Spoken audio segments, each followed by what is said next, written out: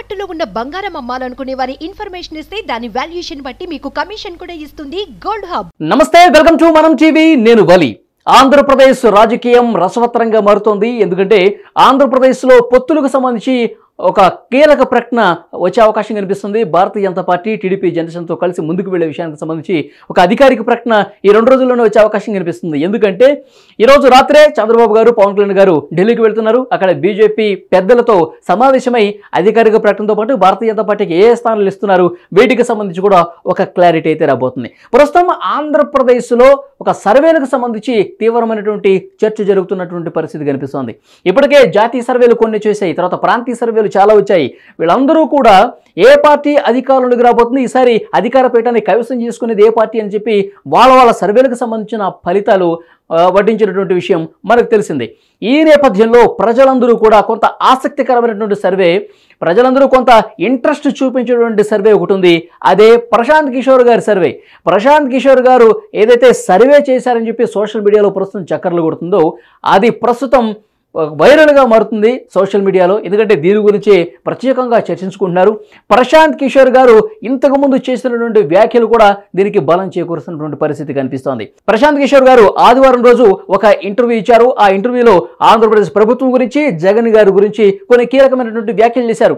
ఆంధ్రప్రదేశ్లో ఈసారి జగన్మోహన్ రెడ్డి గారు గెలవటం అసాధ్యం, ఆయన ఘోర ఓటమి చవి చూడాల్సిన పరిస్థితి వచ్చింది, ఈసారి ఎట్టి పరిస్థితుల్లో ప్రతిపక్ష కూటమి గెలవబోతుందని చెప్పి కుండబద్దలు కొట్టినట్టుగా ఆయన వ్యాఖ్యలు ఉన్నాయి. ముఖ్యంగా ఆయన ఆ వ్యాఖ్యలు ఎందుకు చేశారు, దానికి కారణాలు కూడా చెప్పారు. ఆంధ్రప్రదేశ్లో ప్రభుత్వం సంక్షేమ పథకాలు మాత్రమే ఇస్తుంది ప్రభుత్వం. జగన్ గారు ప్యాలెస్లో ఉండి కేవలం బట్టలు మాత్రమే నొక్కుతున్నారు, ఆయన ప్రజల మధ్యలోకి రావట్లేదు.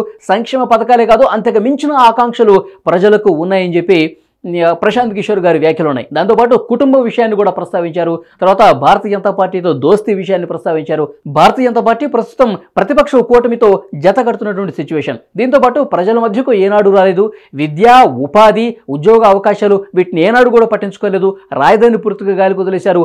రోడ్లకు సంబంధించి సరిగా లేవు. వీటన్నిటిని ప్రస్తావించారు. ఆంధ్రప్రదేశ్లో ప్రస్తుత రాజకీయ స్థితిగతులు పూర్తిగా ప్రతికూలంగా ఉన్నాయి జగన్మోహన్ రెడ్డి గారికి. ఈసారి ఆయన ఓడిపోవటం తథ్యం అని చెప్పి చాలా కీలకమైనటువంటి వ్యాఖ్యలు చేస్తున్న పరిస్థితి. మీకు ఒక విషయం గుర్తు చేస్తాను. 23 డిసెంబర్ 2023 ఇదే రోజు శనివారం రోజున ప్రశాంత్ కిషోర్ గారు టీడీపీ అధినేత నారా చంద్రబాబు నాయుడు గారిని కలిశారు, లోకేష్ గారిని వెంట తీసుకొని. ఆ రోజు కొన్ని కీలకమైనటువంటి పరిణామాలు జరిగినట్టుగా తెలుస్తుంది. యాక్చువల్గా ఏ పార్టీతో ఆంధ్రప్రదేశ్లో ఎక్కడ కూడా ఇటు ఐపాక్తో కానీ ఏ రాజకీయ పార్టీతో నాకు సంబంధం లేదు, ఎవరితో నేను కలిసి పని చేయట్లేదని కూడా చాలా స్పష్టంగా చెప్పిన విషయం మనకు తెలిసిందే. అయితే అంతకు ముందు చేసినటువంటి సర్వేకి సంబంధించి చంద్రబాబు నాయుడు గారిని కలవక ముందు కొన్ని రోజుల ముందు తన ప్రత్యేకమైనటువంటి టీంతో, అంటే ఐపాక్తో సంబంధం లేని టీంతో ఒక సర్వే చేసి ఆ సర్వే రిపోర్ట్ను కూడా ఆ రోజు చంద్రబాబు గారికి ఇచ్చినట్టుగా తెలుస్తోంది. సో ఆ సర్వే ఫలితాలు జగన్ గారికి పూర్తి వ్యతిరేకంగా ఉన్నాయి కాబట్టి ఆయన గత కొన్ని రోజుల నుంచి ఇలాంటి వ్యాఖ్యలు చేస్తున్నారు. మొన్న ఆదివారం రోజు మరింత కుండబద్దలు కొట్టినట్టుగా జగన్ గారి గురించి, ఆయన ప్రభుత్వ విధానాల గురించి ఆయన తూర్పారుబడుతూ వ్యాఖ్యలు చేశారని చెప్తున్నారు. ఆ రోజు చంద్రబాబు గారిని కలిసినప్పుడు సర్వేకి సంబంధించిన ఫలితాలను కూడా ఆయన చంద్రబాబు గారికి ఇచ్చినట్టుగా తెలుస్తుంది. అది ఇప్పుడు లీక్ అయింది. ప్రశాంత్ కిషోర్ గారు చేసినటువంటి ఆ రోజు చేసినటువంటి సర్వేకి సంబంధించిన డీటెయిల్స్ ఇప్పుడు సోషల్ మీడియాలో తెగ చక్కర్లు కొడుతున్నాయి. అది మీకు అందించే ప్రయత్నం చేస్తున్నాను. ఈ సర్వే ఫలితాలను బట్టే ఆయన గత కొన్ని రోజులుగా ప్రభుత్వానికి వ్యతిరేకంగా వ్యాఖ్యలు చేస్తున్నారు, జగన్ గారికి వ్యతిరేకంగా వ్యాఖ్యలు చేస్తున్నట్టుగా తెలుస్తోంది. ఆ ఫలితాలు ఏ విధంగా ఉన్నాయన్నది కూడా ఒకసారి మీకు చూపించే ప్రయత్నం చేస్తాను. శ్రీకాకుళం జిల్లా మొత్తం అన్ని జిల్లాల వారీగా, ఉమ్మడి జిల్లాల వారీగా ప్రశాంత్ కిషోర్ గారి సర్వే రిపోర్టు ఈ విధంగా ఉన్నట్టు మనకు అర్థమవుతుంది. ఇది ప్రశాంత్ కిషోర్ గారు చేయించి చంద్రబాబు గారి చేతిలో ఆ రోజు పెట్టారు. వాటికి సంబంధించి ఫలితాలు ఇంతవరకు బయటకు రాలేదు. ఇప్పుడు లేటెస్ట్గా సోషల్ మీడియాలో లీక్ అయినట్టుగా వార్తలు వస్తున్నాయి. అది లీక్ అయిన ఆ సమాచారం, సర్వేకి సంబంధించిన రిపోర్ట్స్ మీ ముందు ఉంచుతున్నాను. మరి ఇది ఎంతవరకు వాస్తవం అనేది తెలియదు, కానీ సోషల్ మీడియాలో ఉన్నటువంటి ఈ సమాచారాన్ని మీ ముందు అయితే ఉంచుతున్నాను. ఈ సర్వే రిపోర్ట్ను చూసే ఆయన గత కొన్ని రోజులుగా జగన్ గారికి వ్యతిరేకంగా మాట్లాడుతున్నట్టుగా తెలుస్తుంది. సరే, సర్వే రిపోర్ట్ ఏ విధంగా ఉందో, ప్రతి జిల్లాలో ఆయన సర్వే ఎవరెవరు ఎక్కడెక్కడ గెలుస్తారో క్లియర్గా చెప్పారు. దాన్ని బట్టి ఒకసారి మనం చూద్దాం ఏ జిల్లాలో ఎలాంటి పరిస్థితి ఉందో. శ్రీకాకుళం జిల్లా విషయానికి వస్తే ఇచ్చాపురం వైసీపీ, పలాస టీడీపీ జనసేన, టెక్కలి, పాతపట్నం, శ్రీకాకుళం, ఆముదాల వలస, తర్వాత నరసన్నపేట ఈ అన్ని నియోజకవర్గాల్లో టీడీపీ జనసేన అభ్యర్థులు గెలవబోతున్నట్టుగా తెలుస్తోంది. రాజా మాత్రం వైసీపీ గెలుచుకునే అవకాశం ఉన్నట్టుగా చెప్తున్నారు. పాలకొండ, ఇచ్చర్ల ఈ 2 నియోజకవర్గాల్లో మళ్ళీ టీడీపీ జనసేన అభ్యర్థులే గెలవబోతున్నట్టుగా తెలుస్తోంది.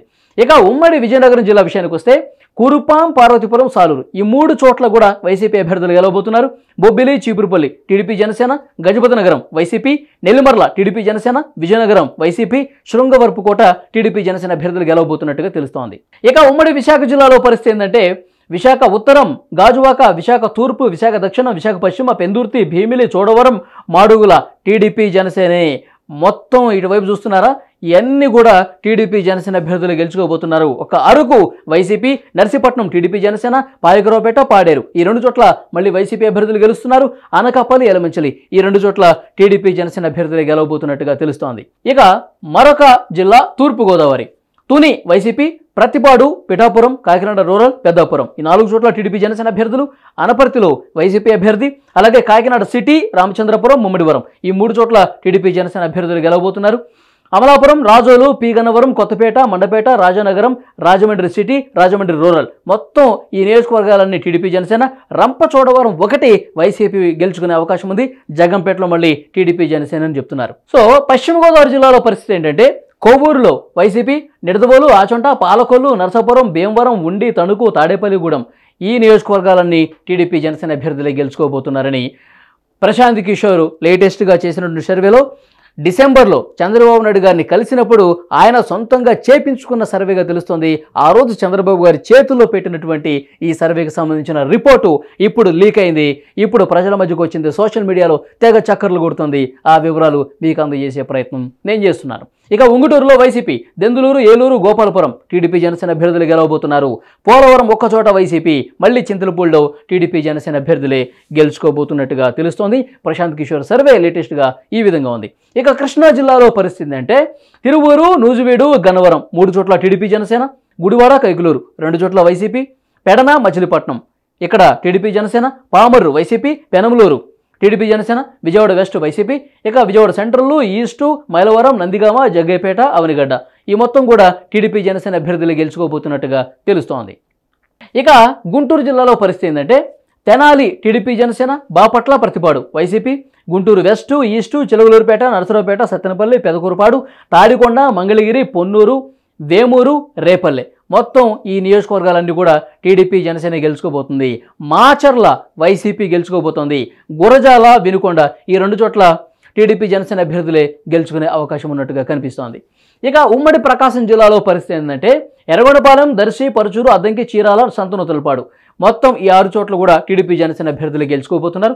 మార్కాపురం ఒక్కచోట మాత్రమే వైసీపీ, గిద్దలూరు, కనిగిరి, ఒంగోలు, కందుకూరు, కొండేపి మొత్తం ఈ 5 నియోజకవర్గాల్లో మళ్ళీ టీడీపీ జనసేన అభ్యర్థులే గెలుచుకోబోతున్నారు. కేవలం ఉమ్మడి ప్రకాశం జిల్లాలో మార్కాపురం ఒక్క చోట మాత్రమే వైసీపీ కొంత బలంగా ఉంది. ఆ ఒక్క నియోజకవర్గంలో గెలిచే అవకాశం ఉన్నట్టుగా ప్రశాంత్ కిషోర్ లేటెస్ట్ సర్వే బట్టి మనకి అర్థమవుతోంది. ఇక నెల్లూరు జిల్లాలో పరిస్థితి ఏంటంటే కావలి, ఆత్మకూరు, కొవ్వూరు ఈ 3 చోట్ల వైసీపీ అభ్యర్థులు గెలుచుకోబోతున్నారు. నెల్లూరు సిటీ, రూరల్, సర్వేపల్లి ఈ 3 చోట్ల టీడీపీ జనసేన అభ్యర్థులు గెలుచుకోబోతున్నారట.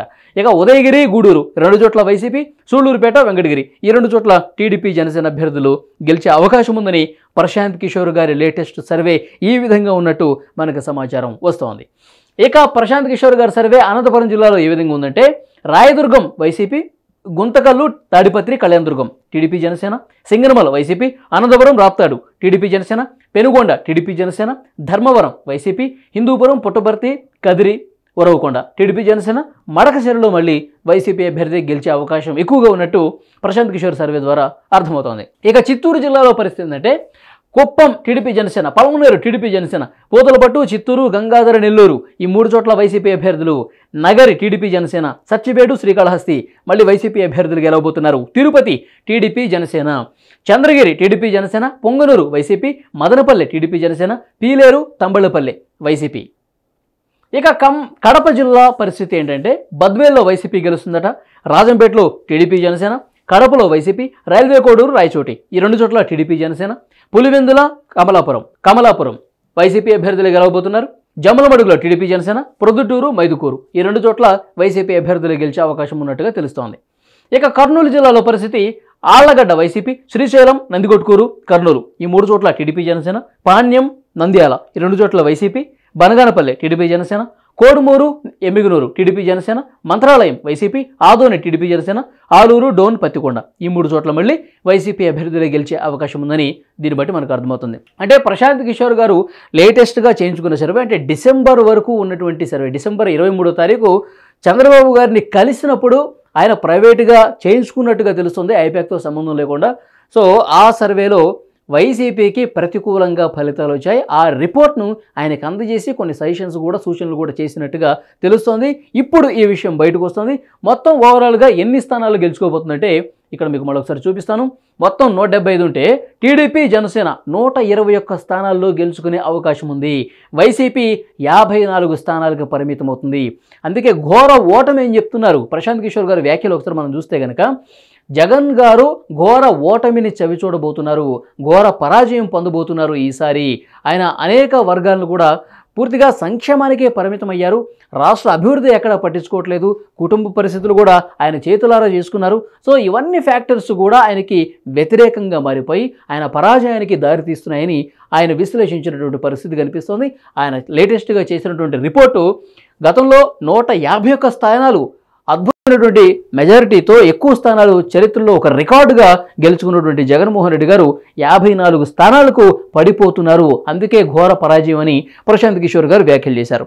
సో 121 స్థానాలతో టీడీపీ, జనసేన ప్లస్ బీజేపీ కూడా రావచ్చేమో, ఎందుకంటే 2-3 రోజుల్లో ఒక అధికారిక ప్రకటన కూడా రాబోతుంది. సో ఏది ఏమైనప్పటికీ కూడా 120కి తగ్గకుండా ప్రతిపక్ష కూటమి సీట్లు సంపాదించి అధికారంలోకి రాబోతుందని ప్రశాంత్ కిషోర్ గారి లేటెస్ట్ సర్వే ద్వారా అర్థమవుతుంది. సో సోషల్ మీడియాలో ప్రస్తుతం ఈ వార్త అయితే దావానంలా వ్యాపిస్తున్నటువంటి పరిస్థితి కనిపిస్తోంది. ఎందుకంటే ఈ సర్వేకి సంబంధించిన ఫలితాలను బట్టే ఆయన గత కొన్ని రోజులుగా, మొన్న ఆదివారం రోజే కాదు అంతకు ముందు కూడా నేషనల్ మీడియాకి ఇచ్చినటువంటి కొన్ని ఇంటర్వ్యూలో జగన్ గారికి వ్యతిరేకంగా ఆయన మాట్లాడుతూ వస్తున్నారు.